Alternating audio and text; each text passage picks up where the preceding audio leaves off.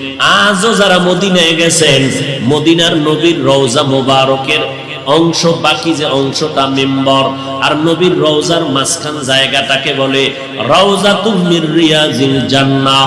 যারা মদিনায় গেছেন ওই রাউজাতুম মির রিয়াজিল জান্নাহ, নবীর হুজরা বা রওজা মোবারক আর মিম্বর, যেই মিম্বরে দাঁড়াইয়া আমার নবী খুতবা পড়তেন, আজও সেই মিম্বরটা ওই জায়গায় আছে।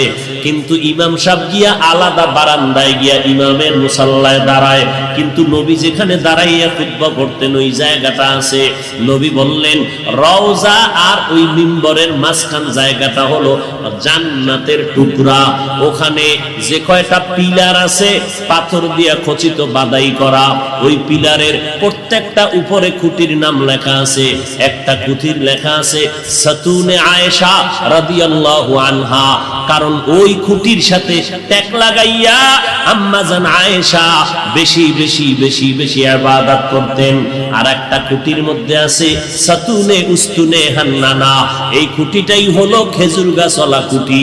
এই খুঁটির তলে যদি অনেক ভেতরে যাও, রসুলের দাফন করা গাছটা এখনো আছে ওই জায়গায়। আল্লাহর নবী বলেন কিয়ামতের দিন আমার সাথে তোর জান্নাত হয়ে যাবে, জান্নাতেও তুই থাকতে পারবি। এটা বিশ্বের আর কারো ব্যক্তিগত বিশেষ কোনো কারণ না, রাহমাতুল লিল আলামিনের এটা বিশেষ মুজিজার বরকত।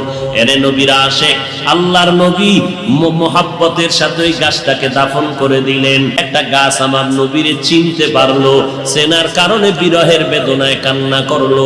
কপাল আমাদের বড় খারাপ, আমরা মানুষ হইয়া সেই নবীর এখনো চিনতে পারি নাই। চিনতে পারছেন? হ্যাঁ,